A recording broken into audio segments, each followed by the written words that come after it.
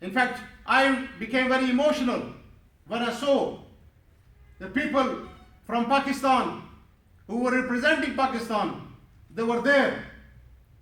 In fact, I'm sorry, I've got a list here. I can go through the human rights violations happening in Burma, in Bosnia, in Kashmir. But the time limit, we already started late.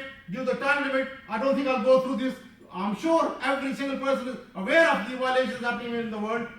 Therefore, I will just leave it at that and ask you to please do whatever you can for the people of Kashmir, for people of Burma, for people of Bosnia and elsewhere in the world. Write to your MPs.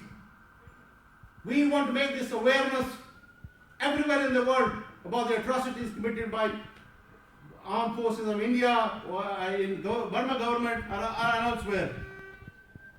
And lastly,